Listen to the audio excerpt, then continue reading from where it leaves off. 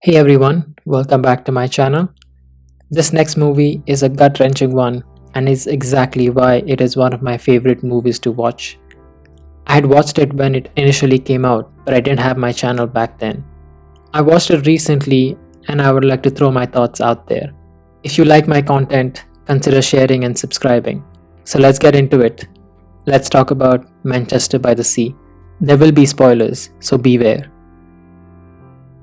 To begin with, I don't think any film has come quite close to encompassing the level of sadness and depression that a person experiences and lives with in his life quite like this movie.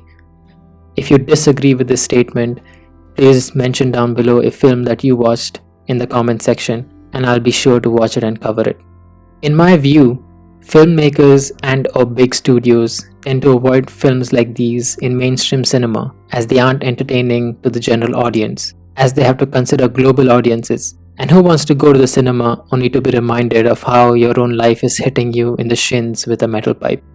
There might be indie films that take on this task, since they are indie films, and they can take on that risk and have the freedom of segmenting their target audience and provide entertainment to a niche. To preface this, Lee Chandler works as a handyman for a property company in Quincy, Massachusetts, but is forced to return to his hometown of Manchester after his brother passes away. He also finds out that his brother has appointed him as a guardian of his teenage nephew, and as a result has to stay in Manchester for a while, a place which he avoids at all cost as it holds a great deal of trauma with the passing of his two children and the subsequent breakdown of his marriage as a result. He blames himself for the death of his children, as he rightly should, as he was responsible for the fire that burned the house down, along with his children in it. He did not intentionally keep the grate of the wood burner open, but forgot to close it when he put the new wood in to heat up the house and went out to get some beer from the store. And ever since that incident, he has not been the same. He begged the police officers to put him in prison. When that did not work, he nicked a gun off a police officer and tried to off himself, only to be stopped because the safety was on. Ever since that day, he hasn't been the same. He lives like a hermit. He becomes a recluse in Quincy, Massachusetts, away from his brother, the person that was a father figure to him. He's away from his group of friends he used to hang out with regularly,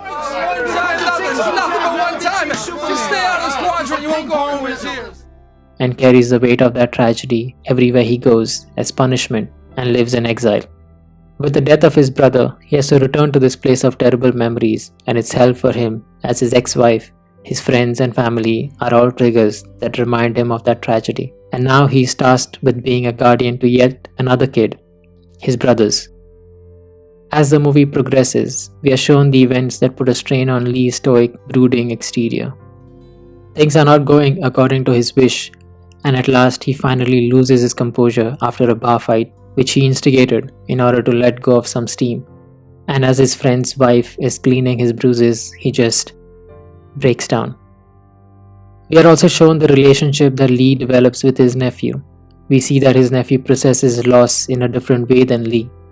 He starts double dating, playing with his bandmates more often, drowning his sorrows by having people around. They don't quite get along as they have different personalities. They don't communicate much about the loss that they are facing. Rather, it's about whether his nephew Patrick can have a girl stay over for the night or have his father's boat fixed.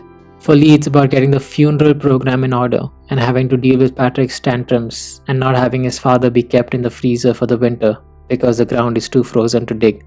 Both of them avoiding the subject altogether, and we don't see a resolution to that as well. We don't see them ever discussing about the loss they faced. You won't find a scene like that in this movie. They do, however, put their energies into doing some sort of work, keeping themselves busy.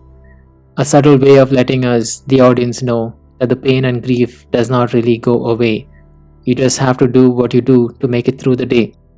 Lee does not get over the loss of his children, and neither does Patrick get over the loss of his father. And I think that's quite realistic and well captured on screen. Having said this, the movie has some humor as well, which I thought was well placed, and just enough to cut through the dark theme that the story was displaying on screen. Oh, it might just be the caulking. This whole tub needs to be recaulked. Have you taken a bath or shower in the last couple hours? Yes. It might just be that. Okay, and how you plan to find that out? Well, we could run the shower and see if it drips downstairs. Oh, you want me to take a shower right now? No. You want me to take a shower right now while you stand there watching to see if it drips into the Friedrich's apartment? I don't give a fuck what you do, Mrs. Olson. I'm just trying to fix the fucking leak. It's encapsulated as part of how people from Massachusetts behave, especially the men. It's dry, dark, and awkward at times too. It won't make you go rolling on the floor, but it's just enough to bring a smile to your face. A kind of a cool wind on a hot summer day. I won't dive deep into the cinematography and the acting, as it was just perfect. You are immersed into the lives of each and every character that is shown on screen. You understand the pain that they are facing, even though the characters on screen are avoiding it. We as the audience are shown through behaviors as to how they are really coping with loss and how different people react to tragedy. It's not shown in words, two people sitting down in a chair explaining the loss they feel, but rather shown through actions and choices the characters make, which indicates that the person is dealing with grief. We do have a scene at the end where Lee's ex-wife wants to speak with him and wants to talk to him about the incident, and he cuts her off. My heart was broken. It's always gonna be broken, but I know yours is broken too. I don't want to torture you. You're not torturing me. I just want to tell you that I was wrong. No. You don't understand, there's nothing there. There's nothing there. That's not true. That's There's not nothing there. I'm true. serious. You don't understand. And I don't Of know course what I this... do. I know you understand. I've gotta go, I'm sorry. And walks away. And I think I liked it that way because it wouldn't make sense for him to accept to move on in such a short span of time that he spent being back in Manchester. If you have not watched this film, I highly recommend that you do. It's one of the best films out there. And with that said, it's time to end this video.